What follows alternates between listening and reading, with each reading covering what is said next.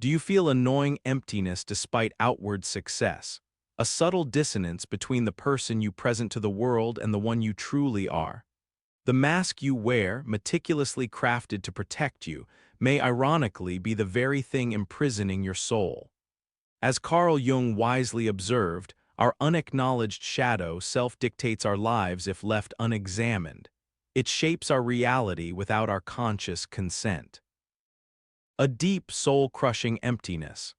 Anxiety whispers in your ear, depression casts its shadow, and even success feels hollow.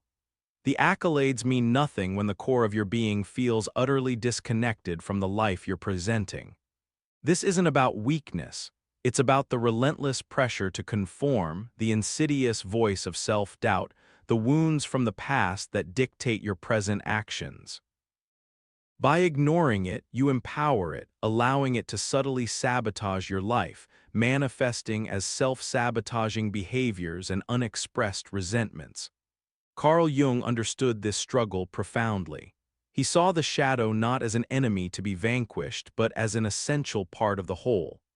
As he stated, one does not become enlightened by imagining figures of light, but by making the darkness conscious.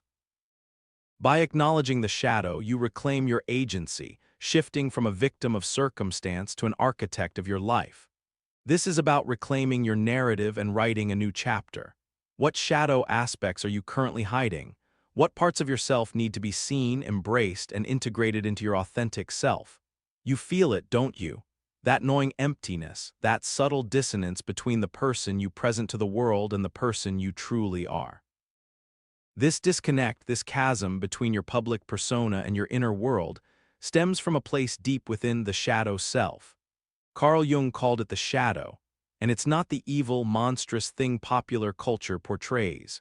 Instead, imagine it as the repository of all those parts of you that you've deemed unacceptable, undesirable, even terrifying. Perhaps it holds the echoes of past traumas, moments of shame or betrayal that you've buried deep within, fearing their exposure. Spoke of individuation, the process of integrating all aspects of the self, including the shadow. He didn't advocate for erasing these darker elements, rather he saw them as essential components of wholeness. What you resist persists, he might have said, highlighting the futility of suppressing these parts. Embrace the shadow, he suggested, understand it, integrate it, and you will unlock a power far greater than you could ever imagine, a power residing in owning your complete and imperfect self. What unacknowledged aspects of yourself are silently shaping your decisions and influencing your life? You feel it, don't you? That gnawing emptiness, that subtle dissonance between the person you present to the world and the person you truly are. It's a constant performance, a tiring act of maintaining a facade. You might be outwardly successful, even envied, yet inside, a chilling sense of alienation lingers. The laughter feels hollow, the achievements lack luster. You've meticulously crafted a persona, a mask to protect yourself from the pain of exposure, yet in doing so you've also trapped yourself, your true power dormant and unseen. Carl Jung offered a profound insight. What you resist not only persists but will grow in power. Ignoring the shadow doesn't erase it, it amplifies its influence, subtly shaping your decisions, relationships, and overall life experience. What would it mean to acknowledge and integrate these parts that you've hidden away? The path forward isn't easy. It's a journey into the depths of your own psyche. Are you ready to begin the courageous process of confronting your shadow and embracing the transformative power of your wholeness? You feel it, don't you? That gnawing emptiness, that persistent feeling of being off, like you're playing a role, a character in a play you didn't write. The applause might be loud, the accolades plentiful, but inside, a chilling silence echoes. This isn't some monstrous entity. It's the repository of the parts of you deemed unacceptable, too vulnerable, too wrong.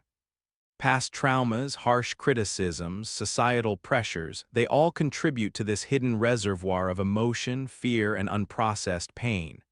Perhaps it's a childhood wound, a relationship that left you feeling unworthy, or a deep-seated fear of rejection. It's a paradox. Embracing your darkness doesn't make you weak, it makes you whole. This isn't about becoming flawless, about erasing all imperfections. It's about shifting your perspective. You're not a victim of your past or your shadow, you're the architect of your reality. The power to reshape your life, to dismantle the false self you've built, resides within you. It's time to stop reacting to the dictates of your shadow and to start consciously crafting a life that is authentically yours. The journey is yours. Begin, you feel it, don't you? That gnawing unease, the subtle disconnect between the person you present to the world and the person you truly are. It's exhausting, this constant performance. The mask slips, revealing cracks of anxiety, self-doubt, and a deep, unsettling loneliness. You might achieve external success, a thriving career, a seemingly perfect family, yet feel utterly empty inside. This isn't weakness, it's the heavy toll of living a lie. You built a wall around those parts, creating a false self to protect your perceived weakness. But this protection has become a prison. Carl Jung understood this struggle intimately. He spoke of individuation, the process of integrating all aspects of the self, including the shadow. He didn't advocate for eliminating our darkness. Instead, he emphasized embracing it, understanding it, integrating its power. He said, "What you resist persists."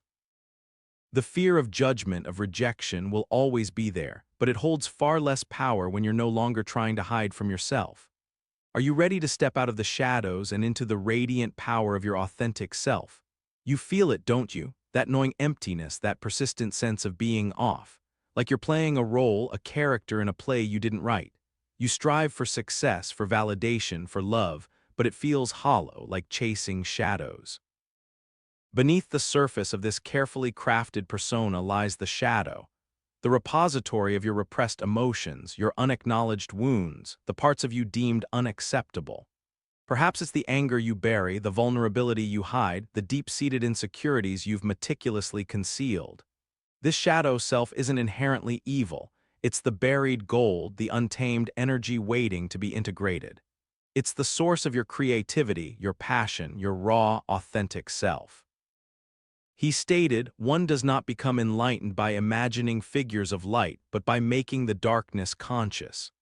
This isn't about becoming perfect or flawless. It's about becoming whole, accepting all aspects of yourself, recognizing that your flaws are not failings but integral parts of your unique story. Here's the reframe: you are not a victim of your shadow, you are its master. The feeling of powerlessness stems from denying its existence. The path to self-mastery begins with the courageous act of facing those very questions. You feel it, don't you? That gnawing emptiness, that subtle dissonance between the person you present to the world and the person you truly are. It's a familiar ache, a weight on your chest that whispers of a life unlived, a potential unrealized. You might chase success, validation, even love, only to find yourself standing at the finish line, utterly alone, staring into a void. It festers in the darkness, subtly influencing your choices, driving patterns of behavior you don't understand, fueling anxieties and insecurities you can't quite place.